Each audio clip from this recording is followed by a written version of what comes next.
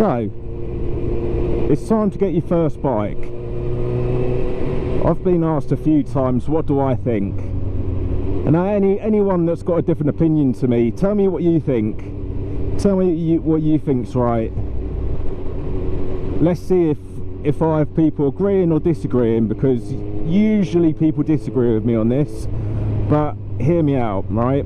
So, I think like this 750 would be a perfect bike to start on, 100%. It's light, it's got a decent amount of power, you're not going to get bored of it within a few weeks of riding it. It's a really forgiving bike, even though this one's a 2002. This has, you know, no ABS or anything, but I prefer that because personally that's how I've grown up riding. I always rode bikes with no ABS. The only time I've ever ridden a bike with ABS has been when I've been doing my license.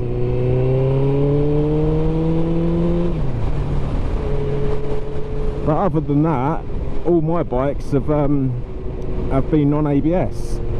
So that's just what I'm used to. But anyway,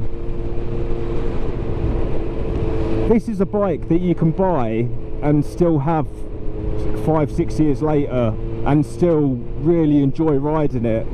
I mean, I've had this coming up to a year now, and I enjoy every second I'm on this bike. Every second, never a dull moment. Absolutely love it. When I'm on this bike, it's the absolute best part of my day. It is. So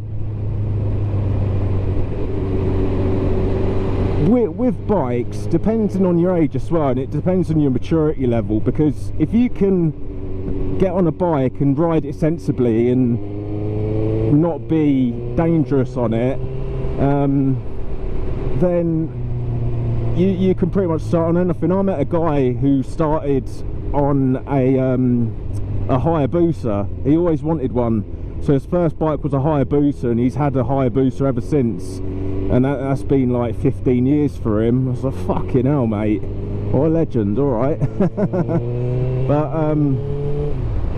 but yeah, so you can do it on any bike, honestly.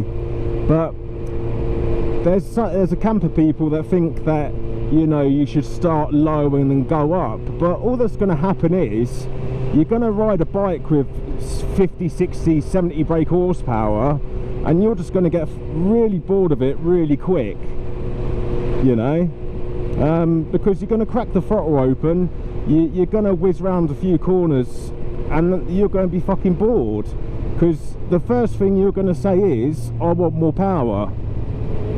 Whereas if you start on something like a 600 or a 750, you've got more than enough power there, like loads of power there to fuck around with and get used to.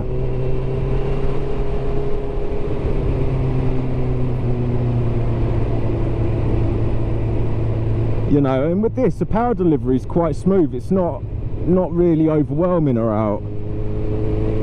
So I'm just gonna give it a tickle up here. This is one of my favourite roads as well, so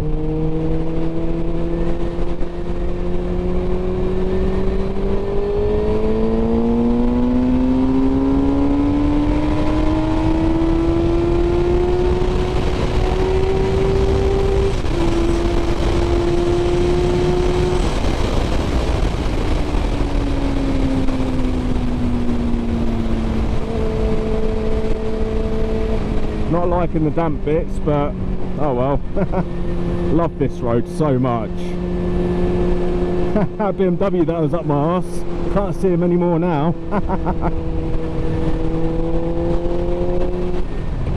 But as you can see, the power delivery is smooth. It's not like a turbo. It's not like bang in your face, you know. It's very controllable and manageable.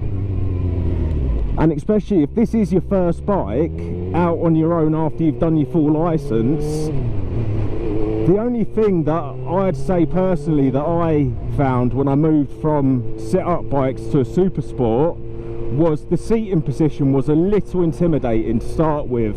Only because when I sat on it for the first time and I was about to move off, I was like, wow, this is completely different to what I've just been riding for the last few weeks, or week, or however long the course was.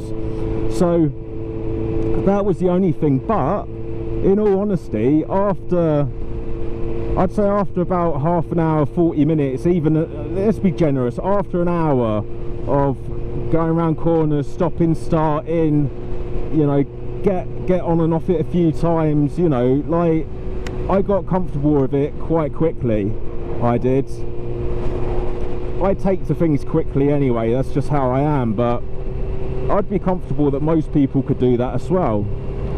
But I just think, you know, if you really want a bike, go and fucking get it, you know, because you're only going to end up with it, and there's no point in wasting loads of money buying bikes that you don't want just because, like, a parent or your fucking mates has said, oh, you know, this would be sensible to start on this. Bollocks. Just get whatever bike that you want, because you're going to get it and you're going to be really fucking happy with it, and you're going to love it, and you're going to love every second out on the road on it. And the bike, Jesus, having the bike that you want or have wanted for a few years, right, that for me anyway, that makes me want to be the best rider I can, because I don't want to damage my bike. You can do these things at speed and your brain can keep up, because you're moving at fucking some speed, and small adjustments matter a lot on a bike, so you've mentally got to be able to keep up. And personally as well, that's something that you grow into.